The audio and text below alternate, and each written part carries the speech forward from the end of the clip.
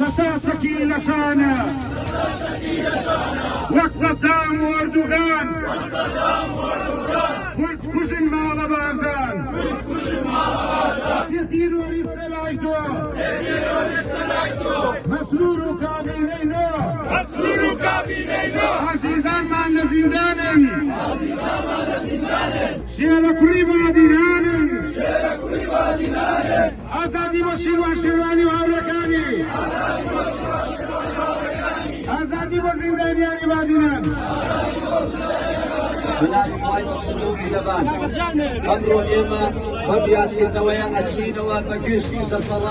دەسەڵاتێکدا کە 14 ساڵ پێش ئێستا نمونەی گەنجێکی چالاکوانی دیاری کوردستانی تیرۆر کرد. ئەمڕۆ ئێمە بەم کۆبوونەوەیەمان لێرە دڵسۆزی خۆمان بۆ ڕێگا و نەبازەکەی شەهید سەردەست عوسمان دووبات دەکەینەوە. ئەو کەسانش کە ئەم کاریان ئەنجامدا ڕسوا و شەرمەزاریان ئەکەین کە ڕۆژێک لە ڕۆژان تاکە یەک کەسێک هەبوو بێت بە قەڵەمەکەی بنووسێ عەشقی کچەکەی سەرۆکم ئێمە پاش 14 ساڵ هەمان وتە دووبات دەکەینەوە ئەڵێین ئێمەش فکرا هەموو عەشقی کچەکەی سەرۆکین. ئەگەر ڕۆژێک لە ڕۆژان بەلا یەک کەس لە ماڵپەڕێکی وەکو کوردستان دۆست و بابەتێکی نووسی بێت و وتی بێتی ئەس ئەکەم منیش زاوای بەرزانی بم ئەوەڵ زاوای لێچیر بم شەهانەی من بژیم. ئێمە ئێستا هەمومان ئەمانەوێت ببین بە زاوایان و شەهانەی وەکو ئەوان بژین بەدەسەڵاتەوە لێواتێ بگات کە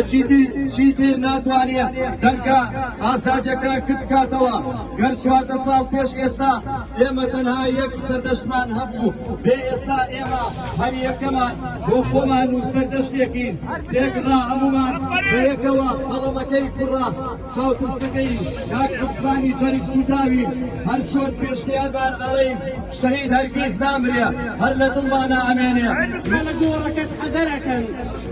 هێشتا بەدەماخی پوچی شاخ و باخیان بەشەوی سووری ڕەنگا و ڕەنگ و ژەنگ ناکیان ئەترسن و دوورەن ناکەن ناوت بێرن خوا بێرن لێ عەدیدووە چونکە بە خیانەت بێرن ئەگوێرە و سەڵاشیان نەخشان بە سوور و پێشوانی لە جەلاری کوردانی باشوور خۆردەکانی کورکوژی تیرۆریست خوای و مناڵەکانی بڕخێ مەزمون بەرزانی خوای و مناڵەکانی کێتی وەرزنە لای تۆ بەرزانی و کابینەینەوە کێتی وەرزنە لای تۆ بەرزانی کابینەینەوە بژینە سەر تیرۆرکردنەکەی زیاتر ئیلهام ڕێگەی زۆرتر دەبن. ئەو بەجەستە لە ساڵی 2010 بەلایەن شەتە سیاسیەکە بەناو کوردایەتی لە هەولێر تیرۆرکرا، بەڵام بۆ هەمیشە لەناو دڵمانە و بوونەکەوەی ڕێگامانە هەرکاتێک بەس لە ئازادی دەکرێت ناکرێ و ناشرەکەم خەلافەت بە مێشکوانە تێبەردەبێت سەردەست عوسمان و شاکار و نووسینەکانی ئەبێت. دیواندارم گەنجانی گەلیش لەسەر ڕێبازەکەی بەردەوام بن. ئەمێ ئەوە بڵێین ئەمڕۆ ئەمێ ئەوە بڵێم ئەوەی جێگەی داخە بەکەرانی و کارە بە سزای یاسایی خوا نەگەشت و لە ئەم بەکردان و سڵاتداران و داڵدەگراون. شەیدکردنی سەردەست عوسمان زیندە بە چاڵکردنی هەزاران خۆزگ و ئاواتی گەنجێک بوو، شکاندنی خامێکی تاوانکەس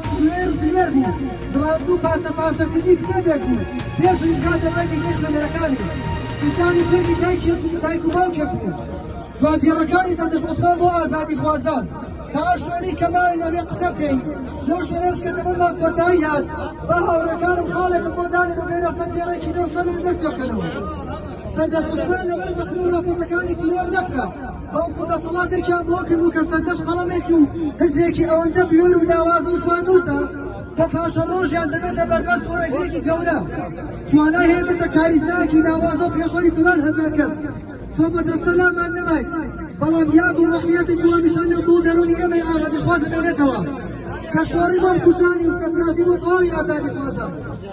ساڵیادی سەردەست عوسمان وا بکەری کارەکان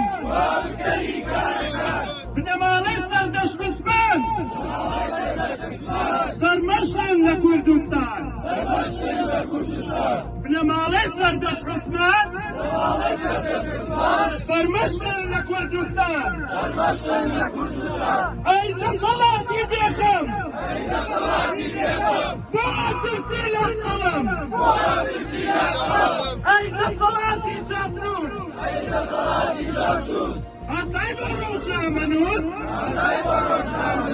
ئەی دەسەڵاتی جاسوس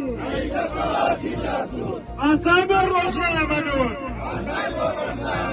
ئەبێ بکرێن دادگایی ڕۆژێک بێنە کۆتایی ڕۆژێک بێنە کۆتایی لە کۆتایی مەراسیمەکەماندا چەپکە گوڵی ڕێز و خۆشەوی پێشکەش بە ڕۆحی سەردەش عوسمانەکەین لەلایەن ئەندامانی ڕێکخراوی داگۆتەوە. فەرموو خۆشی.